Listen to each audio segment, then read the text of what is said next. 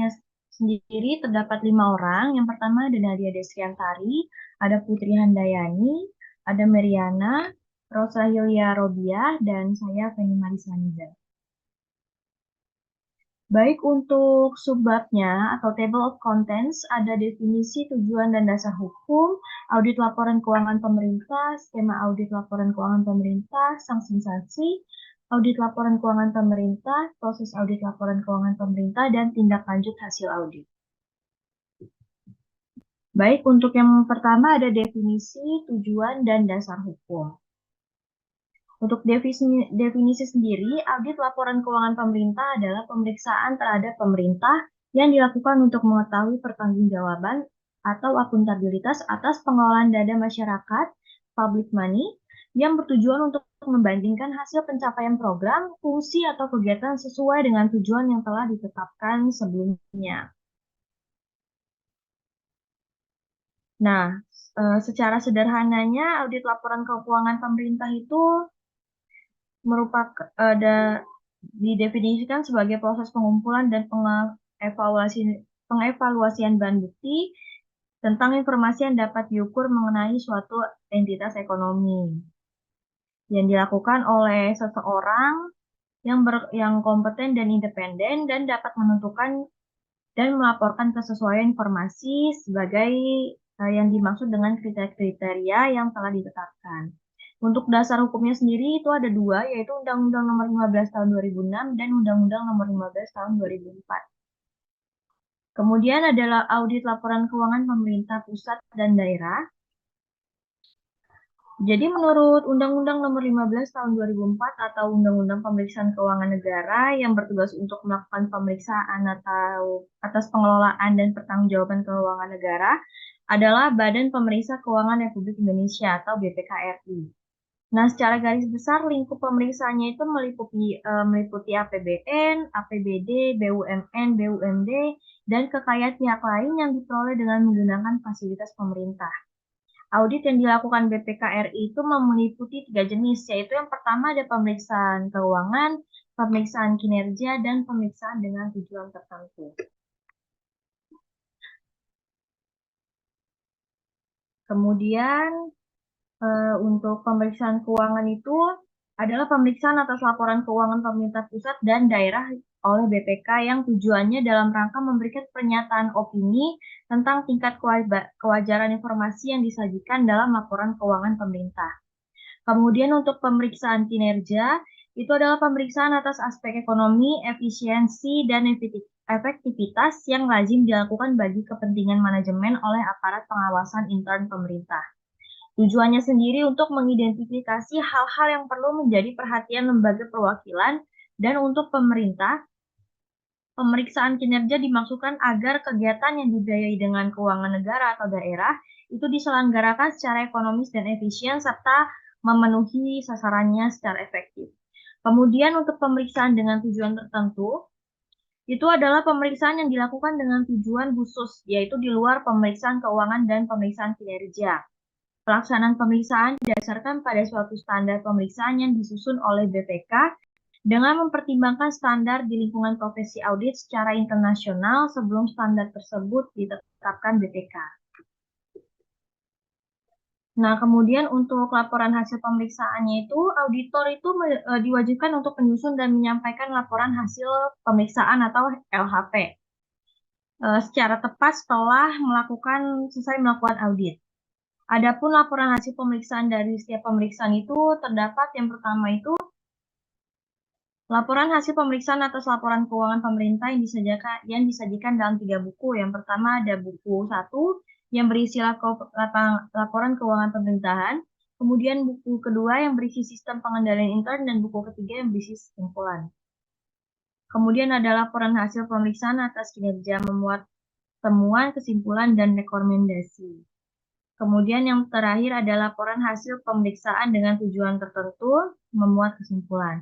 Nah, dari seluruh laporan hasil pemeriksaan yang ada, BPK menyusun indeks hasil pemeriksaan semester atau IHPS yang disampaikan kepada DPR atau DPRD maupun DPD. dan kepada kepala pemerintah berupa presiden, gubernur, bupati, atau wali kota. Di HPS ini disampaikan selambat-lambatnya 3 bulan sesudah berakhirnya semester yang bersangkutan. Baik, untuk materi selanjutnya akan dibacakan oleh rekan saya. Baik, selanjutnya ada skema audit laporan keuangan negara. Next slide.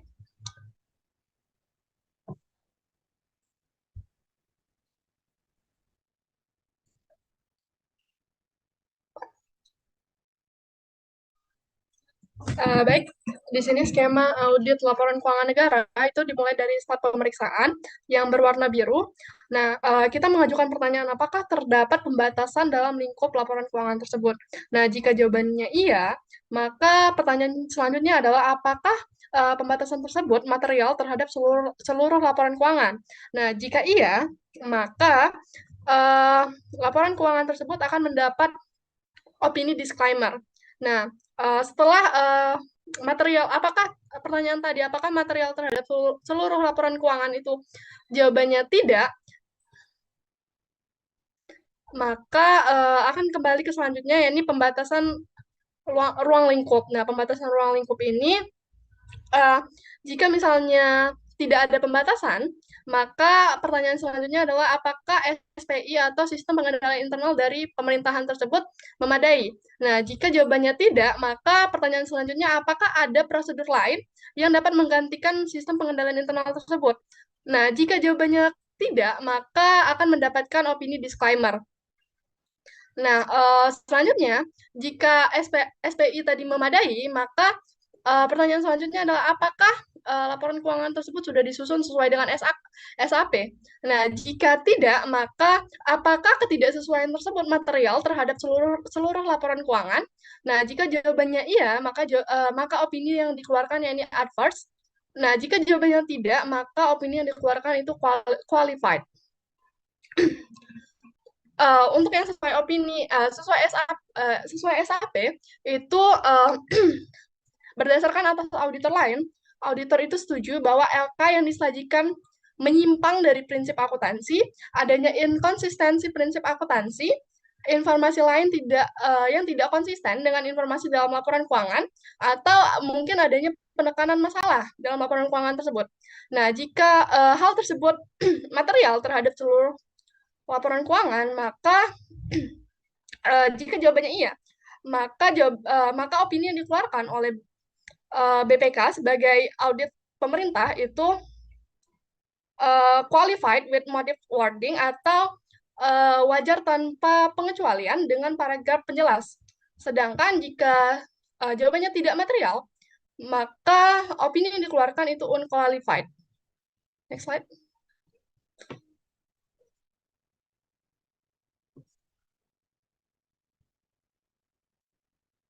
Nah, selanjutnya ada peran auditing dalam akuntabilitas publik. Nah, di sini ada pihak pertama yang disebut dengan auditi atau pihak yang diaudit. Itu kita sebut dengan pemerintah, baik di sini pemerintah pusat maupun pemerintah daerah. Nah, di pihak kedua itu ada yang namanya DPR atau DPRD, yang merupakan perantara publik yang meminta pertanggungjawaban audit.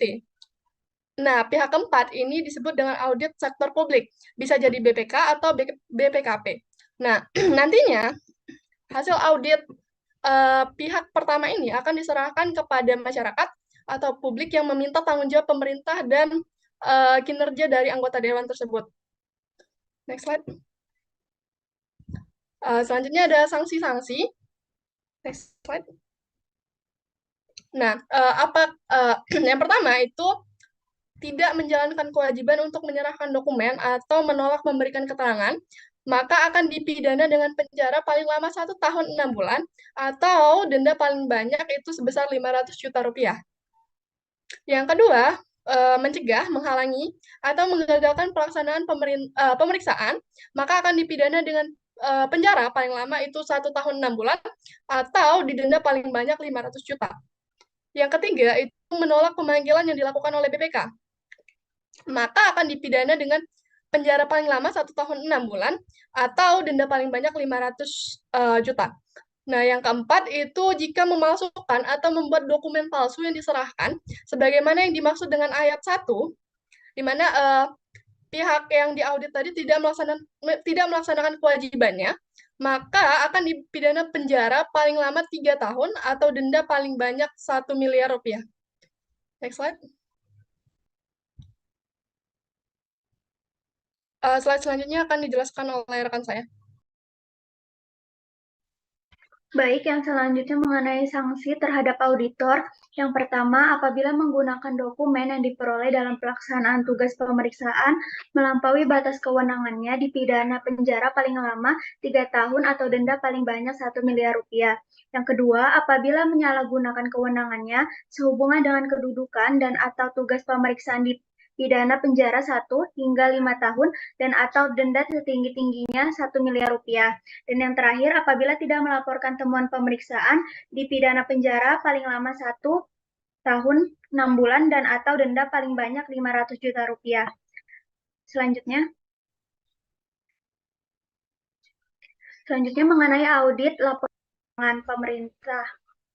Slide selanjutnya.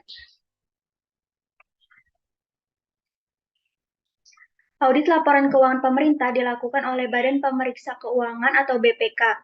BPK sendiri bertugas untuk memeriksa pengelolaan dan tanggung jawab keuangan negara yang dilakukan oleh pemerintah pusat, pemerintah daerah, lembaga negara lainnya, Bank Indonesia, BUMN, BUMD, dan lembaga lain yang mengelola keuangan negara.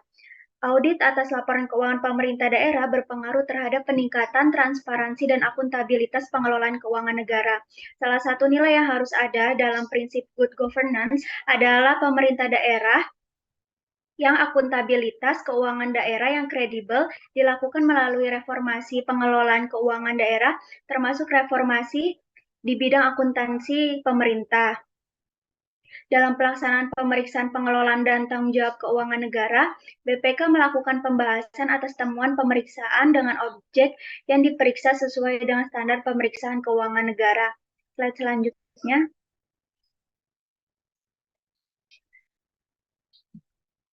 Adapun konsepsi auditing sektor pemerintah, yang pertama pembuktian atau evidence yang cukup adalah bukti yang digunakan dalam proses audit merupakan bukti yang valid, yaitu yang memenuhi syarat formal. Yang kedua, memeriksa dengan hati-hati atau due audit care adalah pemeriksaan yang dilakukan selama proses audit harus menggunakan kecermatan secara profesional sesuai dengan keahlian. Yang ketiga, ada penyajian yang wajar atau fair presentation adalah konsep audit penyajian yang wajar berkaitan dengan ketepatan, pengungkapan yang cukup, dan kewajiban pemeriksaan atau audit obligations. Yang keempat ada bebas, dan yang terakhir ada berbuat atau bertindak sesuai dengan kode etik atau ethical conduct sesuai dengan etika profesi akuntan. Sekian dari saya, selanjutnya akan dijelaskan oleh rekan saya.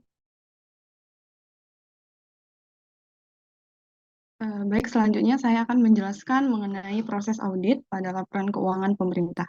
Next slide. Jadi secara umum proses audit ini terdiri dari 3 langkah, yaitu perencanaan, pelaksanaan, dan juga pelaporan. Nah, langkah ini sama juga dilakukan dalam proses audit pada sektor publik seperti di pemerintah pusat, pemerintah daerah, BUMN, BUMD, dan lembaga negara lainnya. Next slide.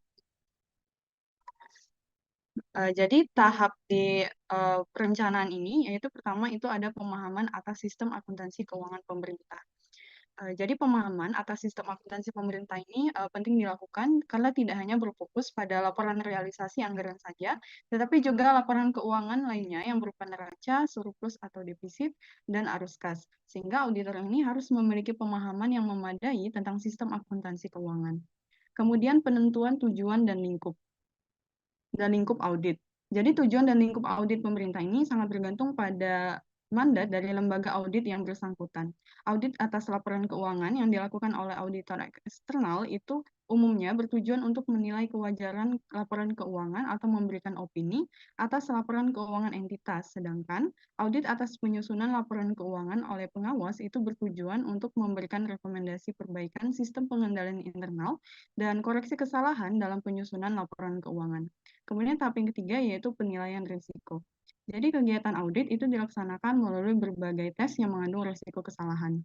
Maka penilaian risiko pengendalian atau control risk itu pada risiko bawaan dan risiko deteksi itu perlu dilakukan, sehingga kesimpulan dan opini yang diberikan oleh auditor ini memiliki jaminan yang memadai. Kemudian tahap penyusunan rencana audit. Jadi berdasarkan tahapan kegiatan perencanaan audit, suatu rencana audit itu perlu disusun. Rencana audit ini umumnya berisi uraian mengenai area yang akan diaudit, jangka waktu pelaksanaan audit, personal yang dibutuhkan, dan sumber daya lain yang diperlukan untuk pelaksanaan audit. Kemudian yang terakhir yaitu penyusunan program audit. Jadi setiap area yang diaudit itu auditor harus menyusun langkah-langkah audit yang akan dilakukan. Langkah-langkah ini tertuang dalam program audit, di mana suatu program audit ini berisi tujuan audit untuk tiap area, prosedur audit yang akan dilakukan, sumber bukti audit, dan deskripsi mengenai kesalahan. Next slide.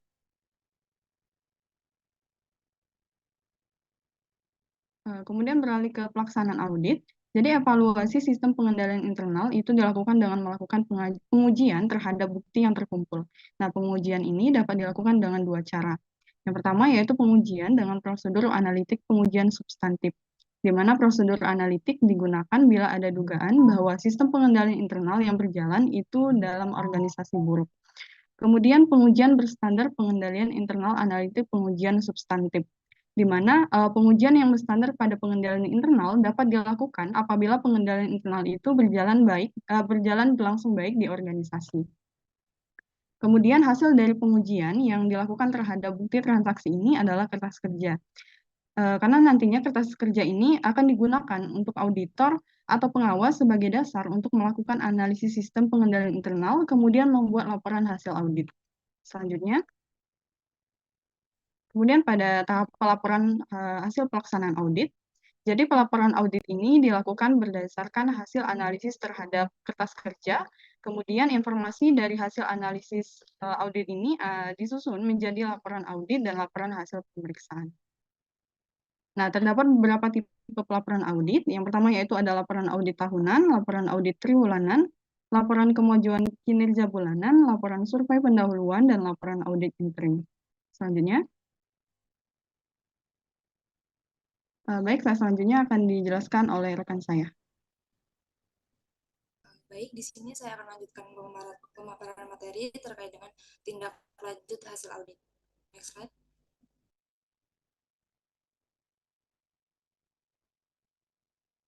Untuk yang pertama yaitu dalam hasil audit ini untuk setiap pemeriksaan yang dilakukan oleh BPK atau lembaga pemeriksa independen lainnya itu disusun dan disajikan dalam laporan hasil pemeriksaan atau LHP. Itu dilakukan segera setelah kegiatan pemeriksaannya selesai. Dan yang kedua itu pemeriksaan keuangan akan menghasilkan opini. Jadi pemeriksaan kinerja itu akan menghasilkan temuan, kesimpulan, dan rekomendasi, sedangkan pemeriksaan dengan tujuan tertentu akan menghasilkan kesimpulan. Pada organisasi pemerintah ini, setiap laporan hasil pemeriksaan BPK disampaikan kepada DPR, DPD, dan DPRD sesuai dengan kewenangannya yang ditindaklanjuti antara lain dengan membahasnya bersama pihak terkait. Yang ketiga yaitu pada laporan hasil pemeriksaan juga disampaikan oleh BPK kepada pemerintah. Dalam hal laporan hasil pemeriksaan keuangan, hasil pemeriksaan BPK ini digunakan oleh pemerintah untuk melakukan koreksi dan penyesuaian yang diperlukan, sehingga laporan keuangan yang telah diperiksa itu memuat koreksi yang dimaksud sebelumnya disampaikan kepada DPR dan DPRD. Yang terakhir yaitu pemerintah diberi kesempatan untuk menanggapi temuan dan kesimpulan yang dikemukakan dalam laporan hasil pemeriksaan. Nah, tanggapannya ini dimaksud dan disertakan dalam laporan hasil BPK yang disampaikan kepada DPR atau DPRD. Apabila pemeriksaan menemukan unsur pidana, undang-undang ini mewajibkan BPK melaporkannya kepada instansi yang berwenang sesuai dengan peraturan perundang-undangan. Next slide.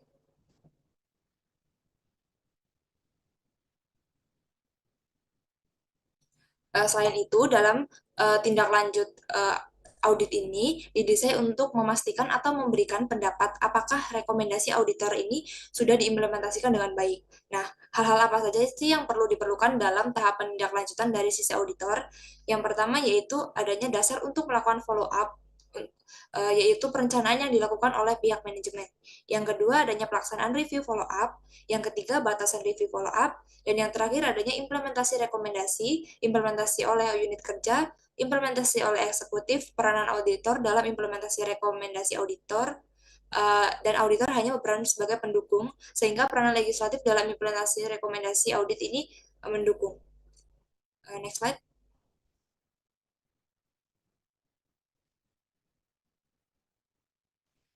Yang terakhir yaitu adanya opini BPK. Opini BPK ini terdiri dari 4 jenis opini audit yang dilakukan oleh BPK sebagai satu-satunya auditor eksternal terhadap laporan keuangan negara. Yang pertama yaitu opini wajar tanpa pengecualian atau bisa disingkat dengan WTP. Opini ini menyatakan bahwa laporan keuangan entitas yang diperiksa menyajikan secara wajar dalam semua hal yang material, posisi keuangan, hasil usaha, dan arus kas entitas tertentu sesuai dengan prinsip akuntansi yang berlaku umum di Indonesia. Yang kedua, ada opini wajar dengan pengecualian atau bisa disingkat dengan WDP. Opini ini menyatakan bahwa laporan keuangan entitas yang diperiksa menyajikan secara wajar dalam semua hal yang material, posisi keuangan, hasil usaha, dan arus kas entitas tersebut sesuai dengan prinsip akuntansi yang berlaku umum di Indonesia, kecuali untuk dampak hal-hal yang berhubungan dengan yang dikecualikan. Opini yang ketiga yaitu opini tidak wajar atau adverse opinion. Opini ini menyatakan bahwa laporan keuangan entitas yang diperiksa tidak menyajikan secara wajar posisi keuangan, hasil usaha, dan arus kas entitas tertentu sesuai dengan prinsip akuntansi yang berlaku umum di Indonesia. Dan opini yang terakhir yaitu opini disclaimer of opinion atau tidak memberikan pendapat. Opini ini menyatakan bahwasanya auditor tidak menyatakan pendapat atas laporan apabila lingkup audit yang dilaksanakan tidak cukup untuk membuat suatu opini. Baik, terima kasih. Saya kembalikan kepada moderator. Baik, terima kasih.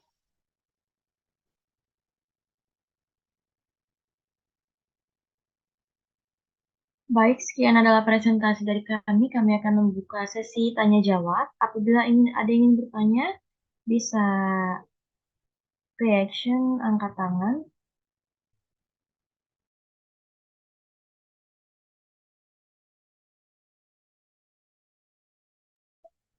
Baik, yang pertama ada Feni Heriza, dipersilakan. Terima kasih atas kesempatannya. Saya Feni Heriza dengan ujung NPF 040 ingin bertanya, kondisi apa saja sih yang harus dipenuhi agar auditor itu dapat menerbitkan laporan dengan opini wajar tanpa pengecualian? Terima kasih. Baik, terima kasih Feni Heriza atas pertanyaannya. Selanjutnya ada Januar Panjaitan. Saya Janur Panjaitan dengan ujung NPM 013 izin bertanya. Bagaimana auditor apabila auditor melihat pada saat audit adanya anggaran defisit atau utang publik yang tinggi, bagaimana auditor menilai keberlanjutan daripada laporan keuangan pemerintah? Baik, terima kasih Januar atas pertanyaannya. Untuk pertanyaan terakhir, silakan Gracia. Oke, sebelumnya terima kasih pada moderator. Saya Gracia Troha ingin bertanya terkait tadi di slide materi konsepsi auditing sektor pemerintah. Nah, di situ kan ada salah satunya konsepsi bebas dalam auditing. Nah, maksud dari konsepsi bebas dalam audit pemerintah itu bagaimana ya? Terima kasih. Baik, terima kasih Gracia atas pertanyaannya. Kami membutuhkan sedikit waktu untuk menjawab ketiga pertanyaan tersebut. Kami akan diskusi terlebih dahulu.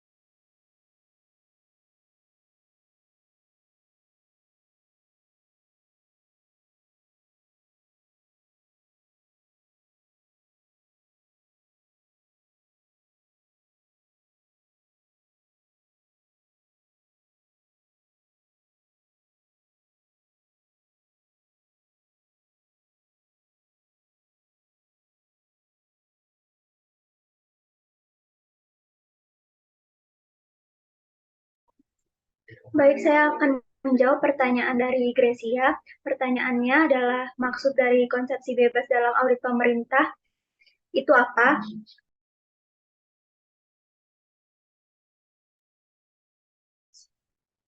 Jadi, konsepsi bebas itu artinya mampu bertindak jujur dan objektif atau independen terhadap fakta dan penyajiannya. Dalam auditing sektor pemerintah harus bebas dari ketidakjujuran dan kecurangan-kecurangan sehingga dapat menyajikan laporan keuangan yang kredibel. Apakah jawabannya bisa diterima, Gracia? Bisa, terima kasih Ocha. Ya, sama-sama.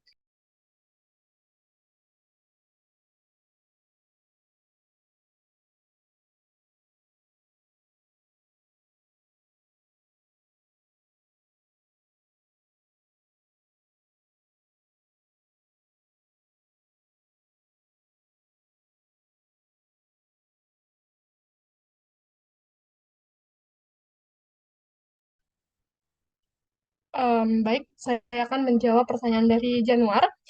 Inti dari pertanyaannya yaitu bagaimana auditor itu menilai keberlanjutan laporan keuangan dengan konteks defisit anggaran yang cukup tinggi dan hutang yang cukup tinggi begitu kan.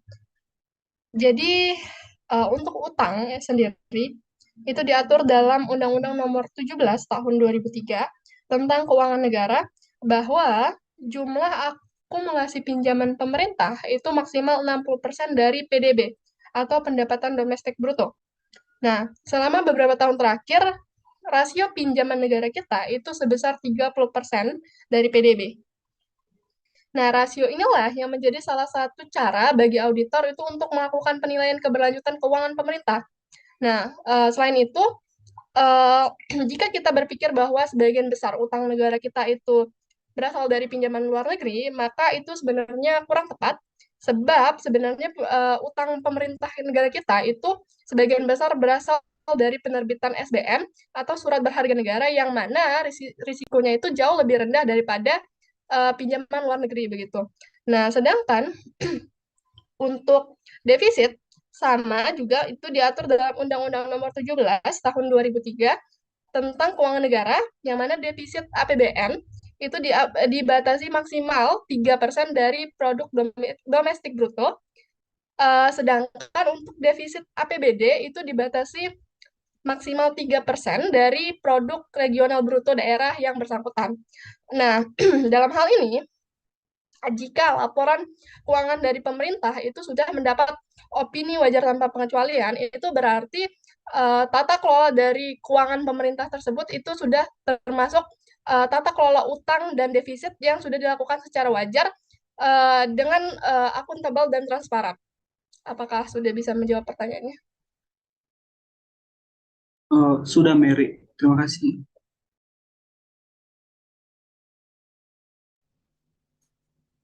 Baik, di sini saya akan menjawab pertanyaan terakhir, yaitu dari Feni Hariza, terkait dengan kondisi apa saja yang harus dipenuhi agar auditor dapat menerbitkan laporan keuangan dengan opini wajar tanpa pengecualian. Jadi di sini terdapat beberapa kondisi di mana auditor dapat menerbitkan laporan keuangan dengan opini WTP tersebut. Yang pertama yaitu di mana adanya bukti audit yang dibutuhkan telah terkumpul secara mencukupi dan auditor telah menjalankan tugasnya sedemikian rupa sehingga ia dapat memastikan kerja lapangan telah ditaati. Yang kedua, di mana telah mengikuti atau telah disepakatinya adanya standar umum yang dilakukan. Yang ketiga, terdapatnya laporan keuangan yang diaudit disajikan sesuai dengan prinsip akuntansi yang umum berlaku di Indonesia dan ditetapkan secara konsisten pada laporan-laporan sebelumnya. Demikian pula penjelasan yang mencukupi telah disertakan pada catatan kaki dan bagian-bagian lain dari laporan keuangan. Dan terakhir yaitu tidak terdapat ketidakpastian yang cukup, berarti no material uncertainties mengenai perkembangan di masa mendatang yang tidak dapat diperkirakan sebelumnya atau dipecahkan secara memuaskan. Baik, apakah cukup dengan jawaban tersebut, Feni? Cukup. Terima kasih.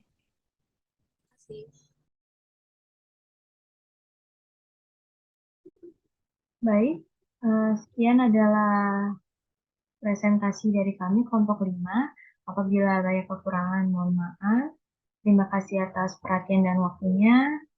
Saya akhiri sampai sini. Wassalamualaikum warahmatullahi wabarakatuh. Waalaikumsalam ya. Mungkin slide-nya tadi di share lagi bisa. Ada beberapa hal yang ingin Ibu jelaskan ya. Ibu tambahkan penjelasannya. Ya. Terutama terkait dengan audit apa aja ya yang dilakukan oleh auditor pemerintah, dalam hal ini BPK. Bisa ditampilkan yang 3 audit keuangan ya. Ya ini. Ya, jadi mungkin ini ya yang perlu kita pahami dan ingat-ingat dulu gitu ya. Sebelum nantinya mungkin saudara nanti akan menjadi seorang auditor pemerintah begitu ya.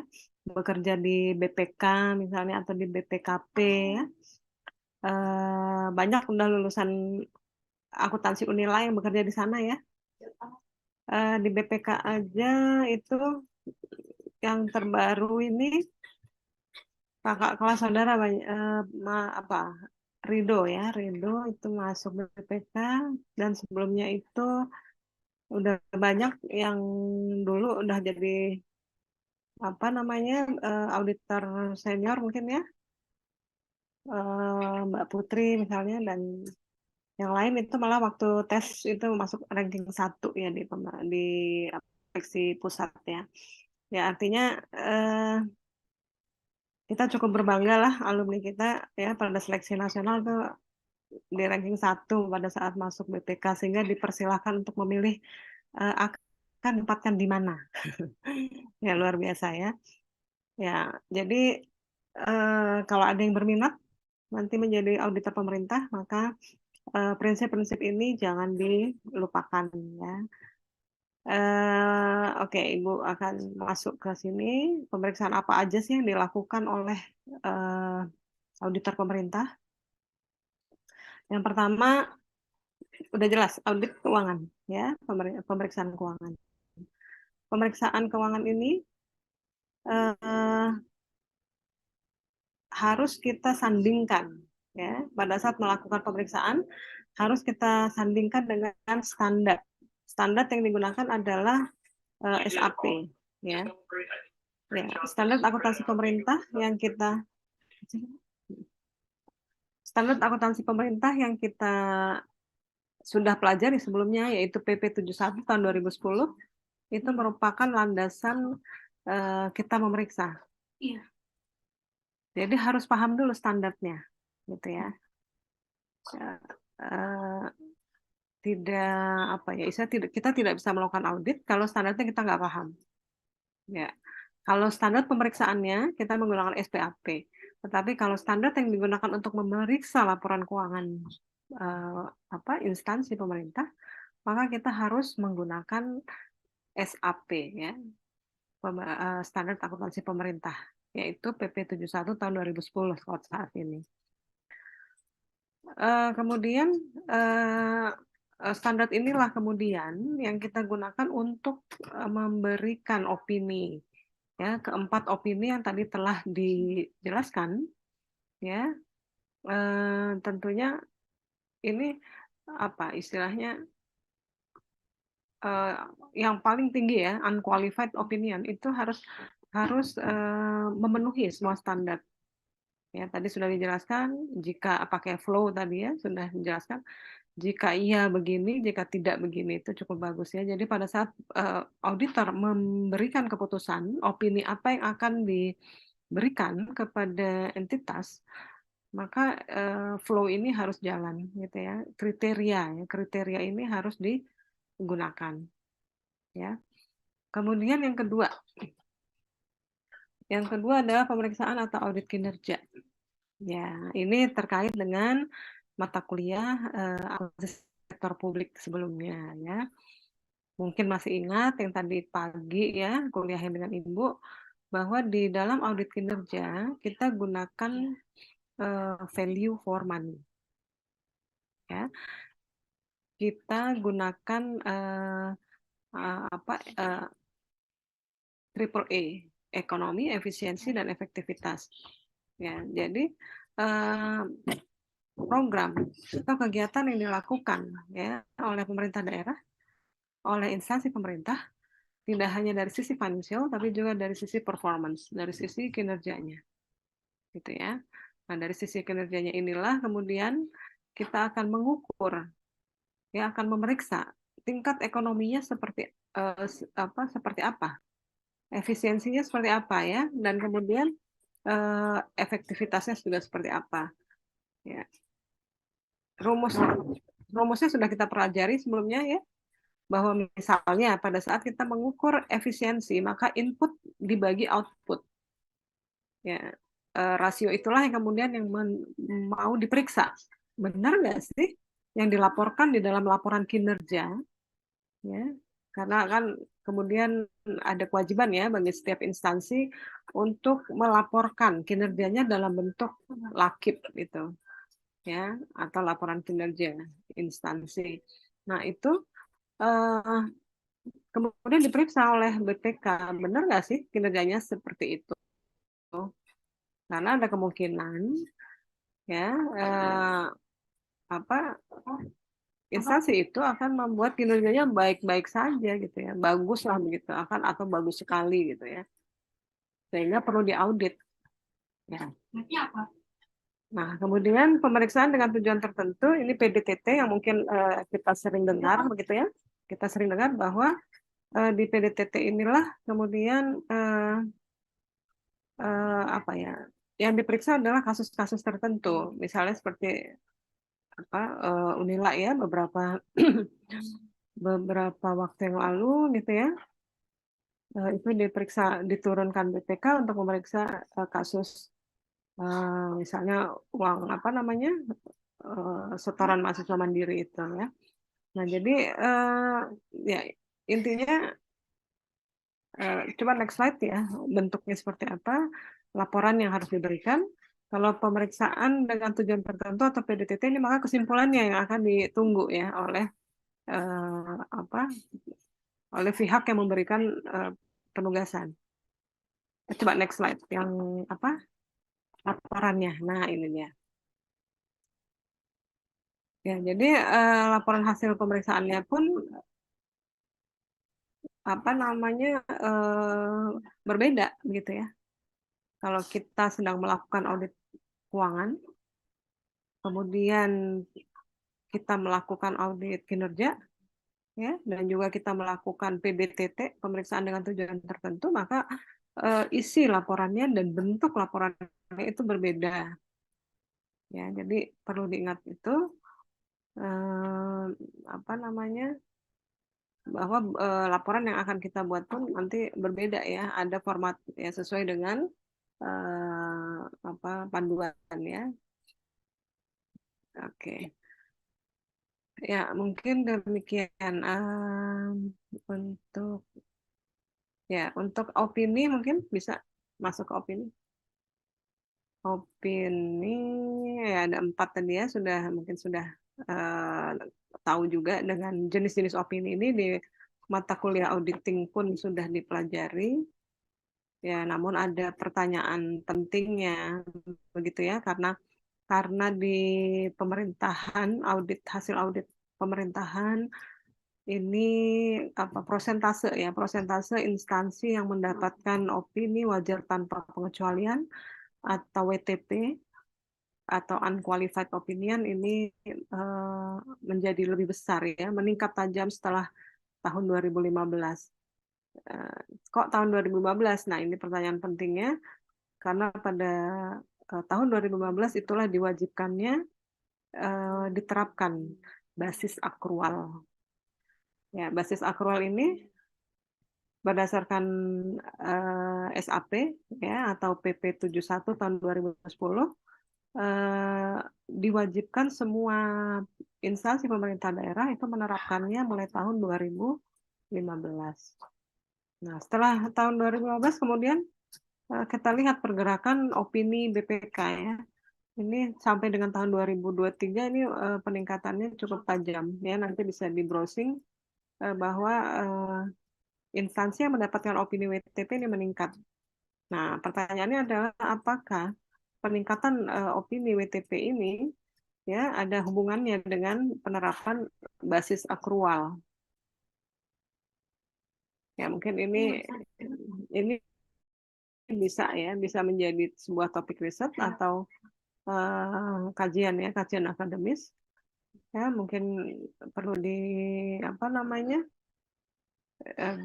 dipelajari lebih lanjut gitu.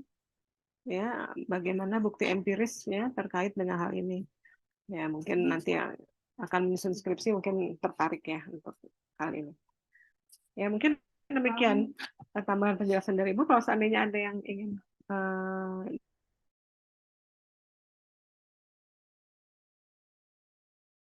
ditanyakan, silakan. Ya. Setelah ini ada pemaparan kasus ya, kelompok berapa nih? 8 ya? Iya. Oke, ya. Oke, mungkin langsung aja kelompok 8 kita lihat.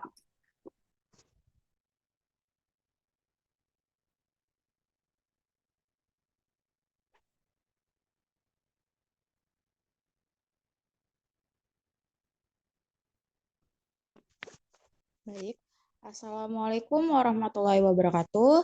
Selamat siang semua. Izin memperkenalkan diri. Di sini saya Neta Tertineratri selaku moderator dari kelompok 8 yang akan mempresentasikan hasil diskusi kami yaitu mengenai audit laporan keuangan pemerintah pada studi kasus pada laporan keuangan pemerintah daerah Kabupaten Jember tahun 2020.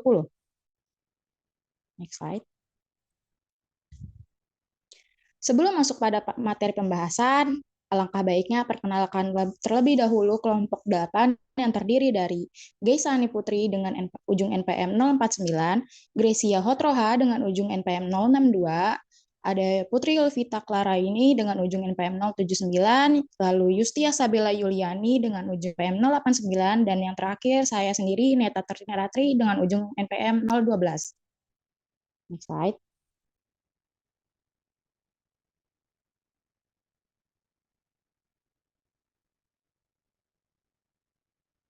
Pada dasarnya, audit bertujuan agar perusahaan dapat menjadi lebih baik ke depannya. Pokok bahasan kelompok kami yang akan bahas yaitu yang pertama ada teori audit, kedua profil pemerintah Kabupaten Jember, yang ketiga kronologi kasus, yang keempat ada permasalahan dalam kasus, dan yang terakhir solusi atas kasus.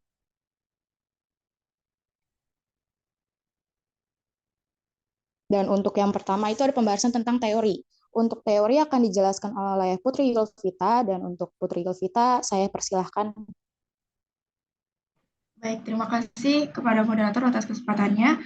Yang pertama, ini menjelaskan tentang teori, yaitu ada definisi dari auditing itu sendiri, yaitu merupakan suatu proses sistematik yang secara objektif terkait evaluasi bukti-bukti berkenaan dengan asersi tentang kegiatan dan kejadian ekonomi, guna memastikan derajat atau tingkat hubungan antara asersi tersebut dengan kriteria yang ada, serta mengkomunikasikan hasil yang diperoleh kepada pihak-pihak yang berkepentingan.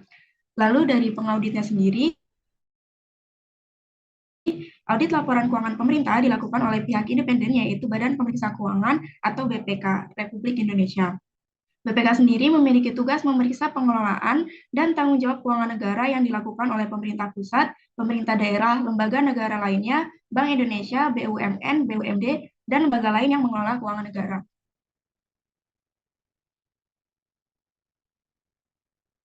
Selanjutnya ada tujuan, yaitu yang pertama, pemeriksaan yang dilakukan oleh BPK-RI adalah untuk menguji sejauh mana kemampuan pemerintah dalam melaksanakan anggaran negara dengan tidak mengabaikan ketentuan perundang-undangan.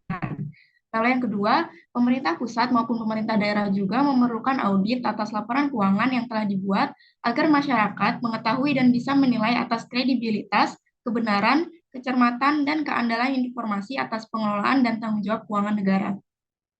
Lalu selanjutnya, permasalahan umum yang terjadi dalam kasus ini adalah yang pertama, kurangnya data atau bukti pendukung dalam melakukan pengauditan.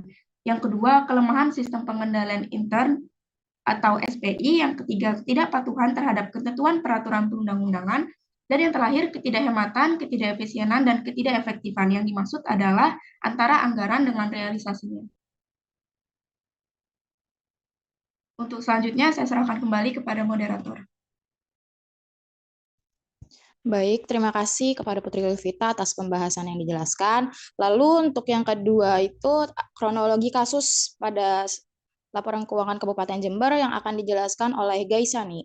Untuk Gaisani, saya persilahkan. Baik, terima kasih Neta atas kesempatannya. Di sini saya akan menjelaskan mengenai kronologi kasus yang kami ambil. Jadi pada tanggal 31 Mei 2021, Badan Pemeriksa Keuangan atau BPK Jawa Timur menyerahkan laporan hasil pemeriksaan atau LHP atas laporan keuangan pemerintahan daerah Kabupaten Jember tahun anggaran 2020 kepada DPRD dan pemerintah Kabupaten Jember. Berdasarkan pemeriksaan yang telah dilakukan oleh BPK atas LKPD Kabupaten Jember tahun anggaran 2020 itu, BPK memberikan opini tidak wajar, yang mana opini tidak wajar tersebut diberikan karena beberapa informasi-informasi keuangan yang bersifat material dalam LKPD-nya tidak disajikan sesuai dengan Pabu di Indonesia. Baik, mungkin itu saja yang dapat saya sampaikan. Untuk materi selanjutnya akan dijelaskan oleh teman saya. Saya kembalikan kepada moderator. Baik, terima kasih kepada Gaisane yang telah menjelaskan tentang kronologi kasus. Setelah ada kronologi kasus, pastinya ada permasalahan dalam kasus. Lalu pada permasalahan kasus ini akan dijelaskan oleh Yustia Sabella. Untuk Yustia Sabella, saya persilahkan. Baik, terima kasih moderator. Yang selanjutnya itu ada permasalahan kasus. Secara umum, permasalahan kasus tersebut yaitu yang pertama, kualitas sumber daya manusia atau SDM yang kurang memadai. Yang kedua, OPD sering terlambat dalam menyesuaikan dengan perubahan-perubahan peraturan mengenai pengelolaan keuangan dari pemerintah pusat. Dan yang ketiga, masih rendahnya pemahaman dan kesadaran berbagai pihak yang terkait untuk menindaklanjuti rekomendasi hasil temuan BPK, rendahnya koordinasi antar OPD pemerintah Jember. Next slide. Berdasarkan pemeriksaan yang telah dilakukan BPK atas LKPD Kabupaten Jember tahun 2020, BPK memberikan opini tidak wajar, adapun hal-hal yang bersifat material sehingga menyebabkan LKPD Kabupaten Jember tidak disajikan secara wajar, yaitu yang pertama, tidak ada pengesahan DPRD atas APBD tahun anggaran 2020. Yang kedua, jumlah penyajian belanja pegawai sebesar 1,302 miliar serta belanja barang dan jasa sebesar 937 miliar tidak sesuai dengan penjabaran APBD dan merupakan hasil pemetaan atau mapping yang dilakukan untuk menyesuaikan dengan penyajian beban pada laporan operasional. Akibatnya, belanja pegawai disajikan lebih rendah sedangkan belanja barang dan jasa disajikan lebih tinggi, masing-masing sebesar 202,78 miliar. Yang ketiga, terdapat realisasi pembayaran senilai 68,80 miliar dari angka 1,302 miliar yang disajikan dalam belanja pegawai, yang tidak menggambarkan substansi belanja pegawai sebagaimana diatur dalam standar akuntansi pemerintahan. Realisasi tersebut merupakan pembayaran yang terjadi karena kesalahan penganggaran dan realisasi belanja pegawai yang tidak sesuai dengan ketentuan. Yang keempat, yaitu dari jumlah 126 miliar yang disajikan sebagai kas di bendahara, pengeluaran per 31 Desember 2020 diantaranya terdapat sebesar 107 miliar yang tidak berbentuk uang tunai dan atau saldo simpanan di bank sesuai dengan ketentuan di dalam standar akuntansi pemerintahan dan berpotensi tidak dapat dipertanggungjawabkan. Next slide. Yang kelima, yaitu terdapat utang jangka pendek lainnya sebesar 31 miliar dari jumlah sebesar 111 miliar yang tidak didukung oleh dokumen sumber yang memadai. Yang keenam yaitu tim manajemen bantuan operasional sekolah atau BOS dan penyelenggaraan pendidikan gratis atau PPG tidak melakukan rekapitulasi realisasi belanja sebesar 66,59 miliar atas mutasi persediaan dan saldo akhir persediaan yang bersumber dari belanja barang dan jasa berasal dari dana BOS dan PPG. Atas realisasi belanja tersebut tidak diperoleh bukti pemeriksaan yang cukup dan tepat untuk dapat menentukan apakah diperlukan penyesuaian terhadap nilai beban persediaan. Yang ketujuh yaitu pada penyajian nilai perolehan akumulasi penyusutan dan beban penyusutan atas aset tetap, jalan, irigasi, dan jaringan masing-masing sebesar 3,5 2,470 miliar, 2,7 miliar, dan 141,46 miliar terdapat aset tetap jalan, irigasi, dan jaringan berupa rehabilitasi, renovasi, dan pemeliharaan yang belum atau tidak diatribusikan secara tepat ke aset induknya, sehingga mempengaruhi akurasi perhitungan beban dan akumulasi penyusutan. Apabila pemerintah Kabupaten Jember melakukan atribusi aset berupa rehabilitasi, renovasi, atau pemeliharaan tersebut ke aset induknya secara tepat, maka penyajian nilai akumulasi penyusutan dan beban penyusutan akan berbeda secara signifikan. Baik, sekian yang dapat saya sampaikan. Saya kembalikan ke moderator. Baik, terima kasih kepada Yustia Bella atas permasalahan dalam kasus. Nah, setelah kita menjelaskan tentang kronologi kasus dan permasalahan dalam kasus, pastinya setiap permasalahan itu ada solusinya. Untuk solusi kasus, akan dijelaskan oleh Gracia Hotroha. Dan untuk Gracia Hotroha, saya persilahkan. Sebelumnya terima kasih kepada moderator. Di sini saya akan menjelaskan solusi terkait kasus permasalahan dalam laporan keuangan pemerintah Jember pada tahun anggaran 2020. Nah, untuk solusi yang pertama yaitu terkait memperbaiki sistem pengendalian internal pada pemerintahan terkait pengelolaan keuangan. Hal ini dikarenakan dengan adanya perbaikan terhadap sistem pengendalian internal, pemerintah dapat mengetahui dan memperbaiki perihal keefektifan pengendalian internal yang ada dalam pemerintah. Sehingga tata kelola keuangan lembaga pemerintah menjadi lebih transparan dan akuntabel di mata publik. Hal ini juga dapat meminimalisir permasalahan-permasalahan yang terjadi dalam laporan keuangan pemerintah Jember, seperti hilang atau tidak adanya dokumen-dokumen pendukung dalam pengelolaan keuangan yang memadai dalam proses audit. Selanjutnya, solusi yang kedua yaitu terkait melakukan pembinaan pengelolaan keuangan daerah, dimulai dari proses perencanaan, pelaksanaan, dan pelaporan anggaran, yang mana kepala daerah mengharuskan setiap OPD-nya untuk melakukan pelatihan-pelatihan terkait pelaksanaan dan pelaporan anggaran agar laporan keuangan yang dihasilkan oleh aparat keuangan pemerintah daerah tersebut sesuai dengan apa yang diharapkan. Selanjutnya, dengan dilakukannya pembinaan pengelolaan keuangan tersebut kepada setiap aparatur pengelolaan keuangan, permasalahan pengelolaan keuangan dalam hal rendahnya pemahaman dan pengetahuan SDM dalam pemerintah yang menyebabkan buruknya pengelolaan keuangan dapat teratasi. Selanjutnya yaitu solusi yang ketiga yaitu terkait penggunaan sistem informasi manajemen keuangan daerah pada pemerintah Jember. Oke, next slide. Selanjutnya yaitu solusi keempat yaitu terkait meningkatkan peran aparat pengawas internal pemerintah terutama dalam proses audit reguler sehingga penyimpangan dapat diketahui sedini mungkin dan dapat cepat ditindaklanjuti. Selanjutnya itu terkait melakukan review berjenjang dalam proses penyusunan APBD dan solusi terakhir yaitu melakukan inventarisasi aset daerah untuk penyelarasan data dan meningkatkan koordinasi dan evaluasi terkait pengelolaan anggaran daerah. Sekian materi yang dapat saya sampaikan. Selanjutnya saya kembalikan kepada moderator. Baik, terima kasih kepada Gracia Hotroha atas penjelasan dari solusi kasusnya.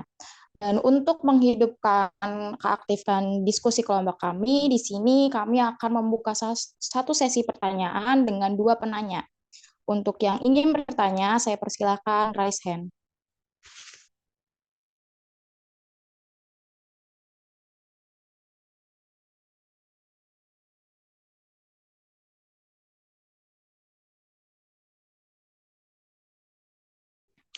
Baik, yang pertama kepada Niki Nawa, saya persilakan untuk bertanya.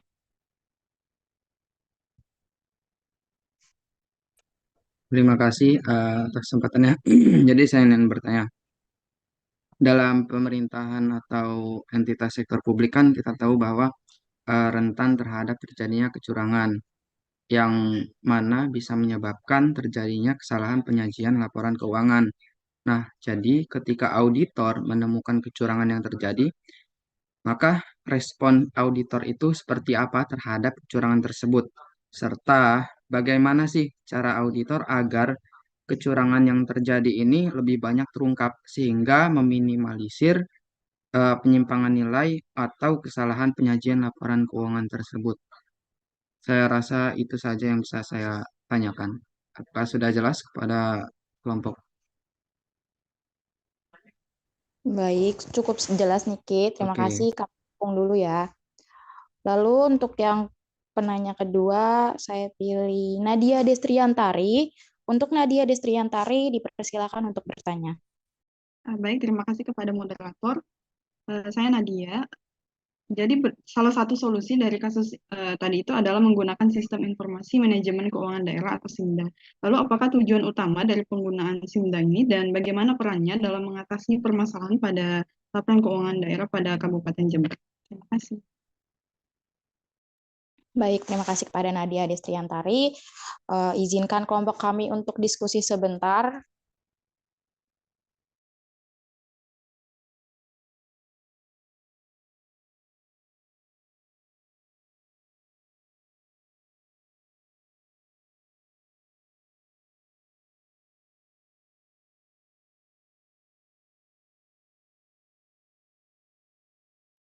Izin menjawab pertanyaan dari Niki.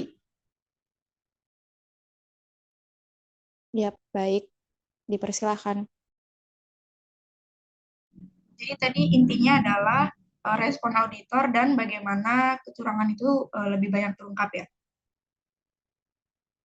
Jadi sebenarnya auditor ini tuh nggak dapat memperoleh keyakinan absolut bahwa salah saji material dalam laporan keuangan ini terdeteksi dengan benar gitu.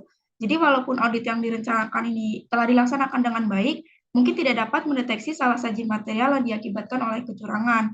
Karena aspek penyembunyian kegiatan kecurangan termasuk fakta bahwa kecurangan seringkali ini mencakup mengenai kolusi atau pemalsuan dokumentasi. Jadi sebelum mengaudit itu biasanya auditor ini memperoleh pernyataan tertulis dari manajemen bahwa tidak ada unsur pelanggaran atau kemungkinan unsur tindakan pelanggaran hukum yang dampaknya harus dipertimbangkan dalam pengungkapan laporan keuangan atau sebagai dasar pencatatan kerugian bersyarat. Nah, misalkan semua prosedur telah dilalui, tapi tetap ditemukannya kecurangan nih, akhirnya ketahuan juga, maka auditor dapat mengkomunikasikan hal tersebut kepada pihak yang bertanggung jawab atas tata kelola atau dapat mengkomunikasikannya juga kepada badan pengatur atau penegak hukum untuk diproses lebih lanjut. Apakah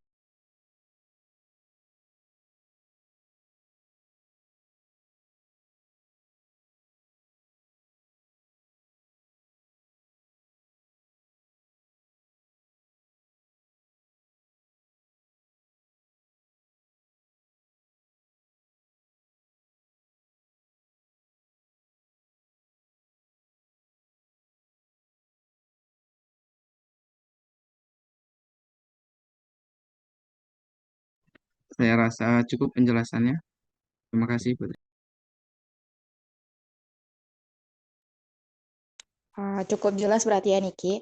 Untuk pertanyaan dari Nadia Destriantari akan dijawab oleh Yustia Sabella. Untuk Yustia Sabella, saya persilakan untuk menjawab pertanyaannya. Baik, terima kasih moderator. Di sini saya akan menjawab pertanyaan dari Nadia mengenai tujuan dari aplikasi sistem informasi manajemen daerah. Nah, untuk meningkatkan akuntabilitas keuangan dan kinerja pemerintah daerah sejak tahun 2003 itu Deputi Pengawasan Bidang Penyelenggaraan Keuangan Daerah mengembangkan sistem informasi manajemen daerah yang tujuannya yaitu yang pertama membantu pemerintah daerah untuk membangun dan menggunakan sistem informasi keuangan dan kinerja untuk tata kelola yang baik termasuk pengendalian transaksi dan informasi yang memadai. Yang kedua yaitu menyediakan database mengenai kondisi di daerah yang terpadu baik dari aspek keuangan, aset daerah, kinerja daerah, kepegawaian atau aparatur daerah maupun pelayanan publik yang dapat digunakan untuk penilaian kinerja instansi pemerintah daerah. Yang ketiga yaitu menghasilkan informasi yang komprehensif, tepat, dan akurat kepada manajemen pemerintah daerah. Informasi ini dapat digunakan sebagai bahan untuk mengambil keputusan seluruh pemangku kepentingan. Yang keempat yaitu mempersiapkan aparat daerah untuk mencapai tingkat penguasaan dan pendayagunaan teknologi informasi yang lebih baik. Yang kelima yaitu memperkuat basis pemerintah daerah dalam melaksanakan otonomi daerah. Yang selanjutnya peran SIMDA dalam Kabupaten Jember ini akan dijelaskan oleh rekan saya. Terima kasih.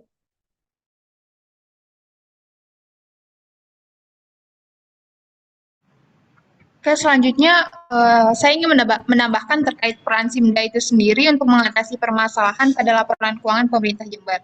Nah, seperti yang teman saya telah sampaikan tadi terkait tujuan dari Simda itu sendiri kan ada pengendalian transaksi dan informasi. Nah, Simda juga bisa jadi database. Nah, database-nya itu bukan hanya terkait keuangan pemerintah daerah, tetapi juga terkait aset, kinerja, dan terkait SDM dalam pemerintah itu sendiri. Nah, sehingga dari tujuan-tujuan tersebut dapat kita ketahui bahwa kalau misalnya tujuan tersebut itu dibutuhkan oleh pemerintah Jember pada tahun anggaran tersebut untuk mengatasi yang terjadi pada tahun anggaran 2020 tadi.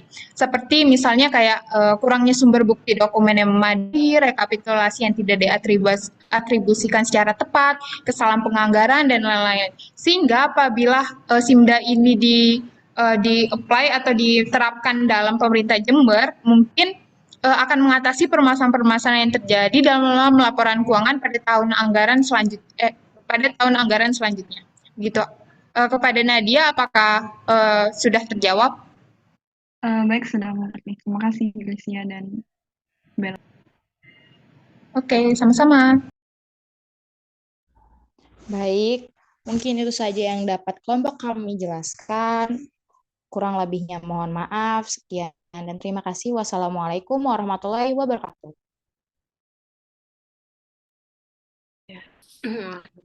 Ya, tadi ada salah lagi mau nanya itu. Coba Mariana. Masih jadi mau nanya apa enggak?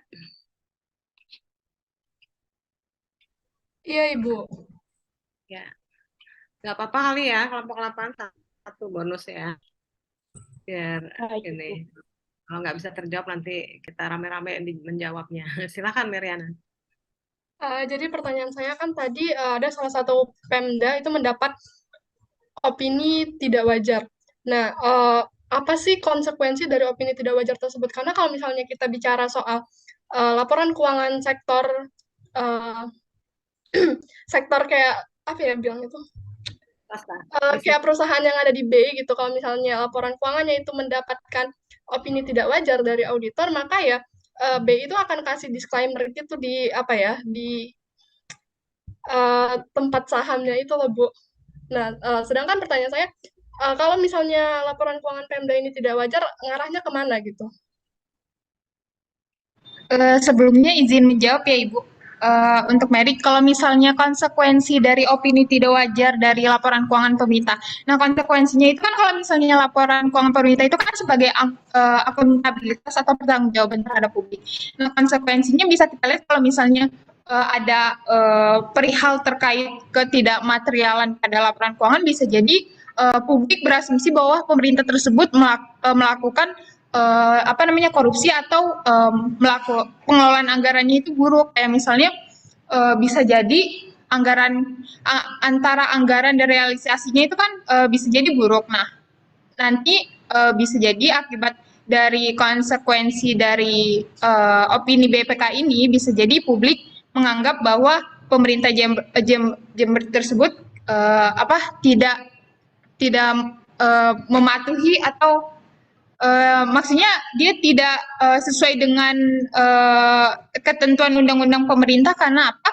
Karena opini tidak wajar dalam apa yang diberikan oleh BPK itu bisa jadi sebagai bukti bahwa pemerintah Jember dalam pengelolaan keuangan daerahnya itu tidak baik dan tidak optimalkan apa yang kayak tadi di SP dijelaskan. Kalau misalnya konsep dari value for money itu kan 3E, ekonomi, efektif, dan efisien. Nah, mungkin dari adanya opini tidak wajar ini bisa jadi value for money yang diterapkan oleh pemerintah Jember itu tidak dikuasai atau tidak terpenuhi gitu. Atau mungkin teman-teman saya ada yang menambahin. Terima kasih.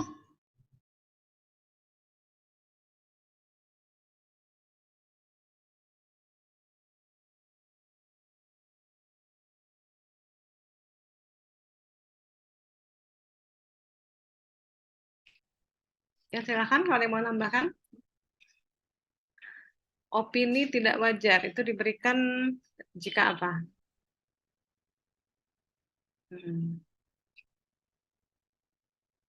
Mungkin ingat pada saat mata kuliah audit udah dapat belum ya? Sudah, Bu. Ibu. Sudah ya? Oke. Kapan seorang auditor memberikan opini tidak wajar? Jika apa? Berhubungan dengan hal materialitas, Ibu. Ya. Kalau temuannya itu bersifat material ya. Ya. Jadi dia auditor itu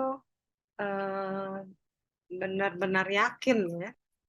Kalau dia sampai memberikan opini tidak wajar, auditor itu benar-benar yakin bahwa laporan keuangan yang disajikan itu tidak dapat dipertanggungjawabkan begitu ya. Jadi materialitasnya tinggi. Kalau misalnya kita punya pertemuan ya, nilainya itu misalnya apa 1 juta gitu ya, tetapi dari 100 miliar misalnya. Ya, dari proyek senilai 100 miliar, kemudian ada temuan 1 juta yang enggak apa namanya yang bermasalah lah gitu ya, mungkin bukti transaksinya abal-abal ya, nggak jelas dan sebagainya. Itu menjadi tidak material gitu ya. Nah, sehingga opini bisa saja tetap diberikan unqualified opinion. Tetapi kalau temuan kita 1 juta, tetapi nilai akunnya itu adalah 100 juta misalnya ya, 100 juta ya, itu angka 1 juta menjadi cukup material ya, jadi perlu ditindaklanjuti ya. Jadi ada beberapa hal yang memang seorang auditor perlu menilai dengan judgement. Jadi judgement itu memang ya. Ya. Bentar.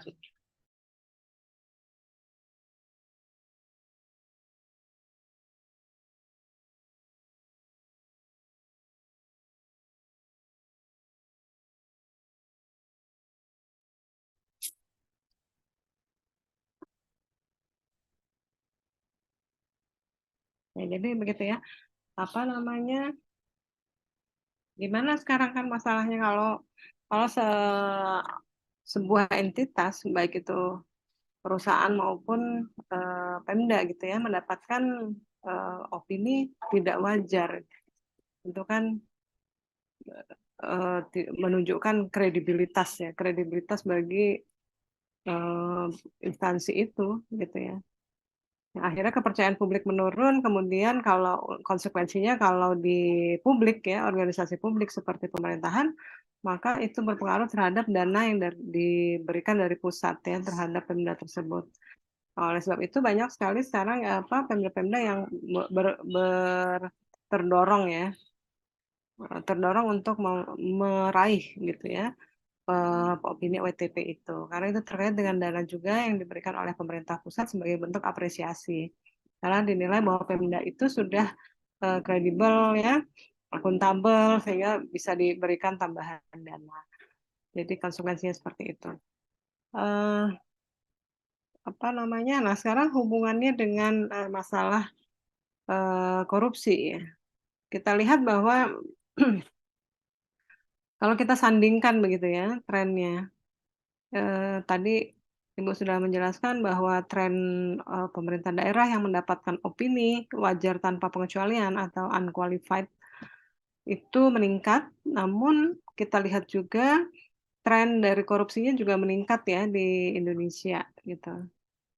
Kalau kita lihat dari apa namanya temuan yang ditindaklanjuti atau diputuskan menjadi sebuah fraud atau korupsi itu meningkat juga. Ya, itu datanya ada waktu itu bimbingan Ibu juga sudah menampilkan ya dalam sebuah risetnya. Nah, itu ada apa gitu loh pertanyaannya. Ya, ada apa dengan ini gitu loh, ada apa dengan hal ini gitu ya. Jadi memang kalau kita lihat pemeriksaan ini dilakukan ya, pemeriksaan auditor itu dilakukan untuk istilahnya menandingkan antara pelaksanaan yang dilakukan di instansi tersebut dengan standar, dengan prosedur, ya, dengan dokumen. Pada saat semua dokumen dilakukan dengan baik, ya, prosedur dilakukan dengan baik dan sesuai standar, maka tidak ada temuan auditor. Ya, kalau tidak ada temuan berarti WTP, begitu ya. Nah, tetapi masalahnya adalah apakah dokumen itu kemudian dimanipulasi, ya? Apakah kemudian itu ternyata tidak menunjukkan apa namanya dokumen yang sebenarnya, yaitu itu ternyata hal lain gitu ya. Apakah misalnya contohnya begini, secara secara dokumen, secara prosedur ya, bahwa proyek misalnya proyek jalan raya deh, perbaikan jalan raya, ya, itu apa legal begitu ya. Maksudnya semua sesuai prosedur gitu. Misalnya proyek itu bernilai 800 juta misalnya. Ya, sehingga tidak ada temuan terhadap itu, tetapi kenyataannya bahwa proyek 800 juta itu ada sekitar 200 juta yang dikorupsi, yang dimanipulasi, yang ternyata tidak digunakan ya untuk perbaikan jalan raya itu nggak terdeteksi oleh auditor. Ya, pada saat semua prosedur sudah dilakukan dengan baik ya, semua para pengguna sudah tanda tangan di berita acara dan sebagainya, ya, pembayaran juga dilakukan setelah progres sekian persen, itu kan ada aturannya ya sesuai dengan Perpres, maka lewat gitu. Ya, tetapi kemudian pada saat ada laporan ya, ada laporan masuk begitu, misalnya ya, ada laporan masuk dan itu menunjukkan bukti juga bahwa proyek itu ternyata dikorupsi, nah itu terus diproses dan menjadi sebuah kasus korupsi gitu. Nah, jadi ini memang ya memang mungkin ya, kemungkinan ada yang salah dengan proses di mana di Indonesia gitu ya, apa yang salah, nah itu yang harus perlu dilakukan kajian oleh para akademisi. Sehingga harusnya prosedur yang dilakukan oleh akuntan ini sebenarnya membentuk sebuah sistem pengendalian yang bagus. Pada saat sistem pengendalian internalnya bagus, maka harusnya corruption ini bisa ditekan gitu ya, bisa diturunkan. Ya, kita lihat tadi ada menggunakan SIMDA misalnya, sistem manajemen apa namanya keuangan daerah misalnya ya, SIMKUDA itu juga dilakukan sebenarnya dalam upaya untuk itu. Jadi menurunkan risiko terjadinya kecurangan. Sebenarnya sudah dilakukan upaya ya, jadi baik pelaporan maupun realisasinya gitu ya, maupun faktanya itu diharapkan sih sudah sesuai semua. Tetapi kembali lagi ini kan yang melaksanakan manusia ya, sehingga manusia ini memang seringkali mencari cara untuk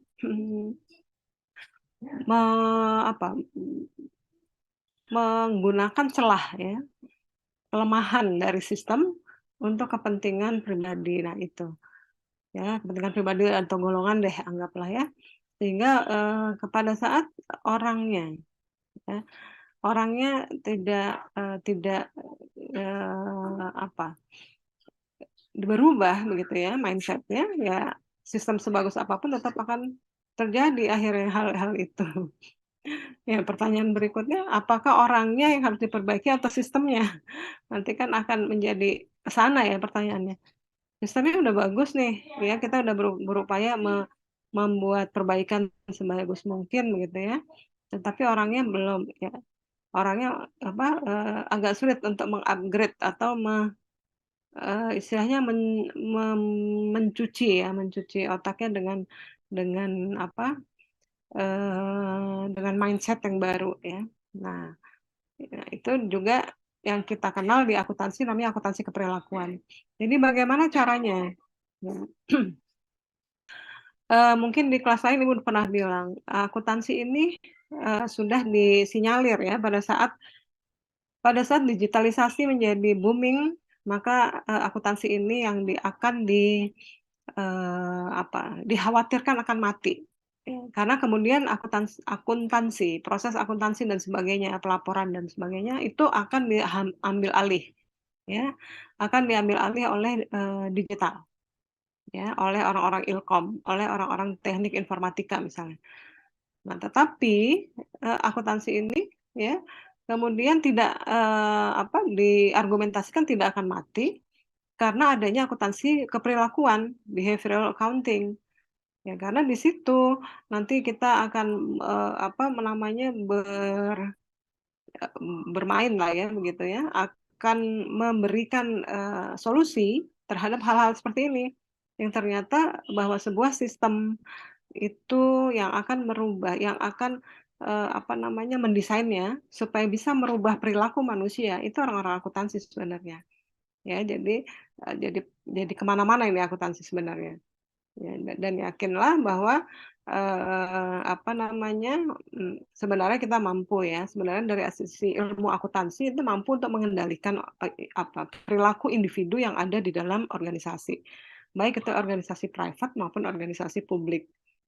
Ya, terutama publik ya, dalam hal ini yang kita sedang bicarakan, dan tentunya memang membutuhkan waktu. Kalau kita lihat riset-riset di luar negeri ya, di Selandia Baru, di Inggris dan sebagainya yang sudah duluan ya menggunakan akuntansi sektor publik itu memang membutuhkan waktu lebih kurang 15 sampai 20 tahun untuk mereformasi ya. Mereformasi tidak hanya sistemnya tetapi juga orang-orang yang ada di dalamnya yang melaksanakan proses itu. Ya, jadi memang nggak bisa revolusi tetapi ini evolusi ya. Harus step by step gitu, membutuhkan waktu yang cukup lama. Ya mungkin demikian, menarik ya sebenarnya, cuma pembahasan kita mungkin akan panjang dan pada kesempatan ini memang Ibu memberikan ini insight saja gitu ya, untuk selanjutnya silahkan masing-masing mendalaminya gitu ya, karena sumber pengetahuan banyak sekali sekarang. Benar nggak sih ya fenomena yang tadi Ibu sampaikan ya, jadi bisa di tracing ya, bisa diinvestigasi ya terkait dengan hal itu. Ya mungkin demikian. Ada pertanyaan lagi, silahkan kalau masih ada. Silahkan. Oke. Ya kalau tidak ada mungkin Ibu pikir cukup ya pembahasan hari ini. Ya minggu depan adalah pertemuan terakhir ya untuk mata kuliah TKDA. Dan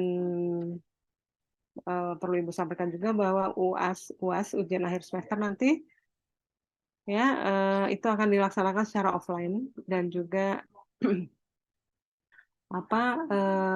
materinya dari pertemuan yang ini pertemuan Ibu ya, berarti 5 pertemuan terakhir ya.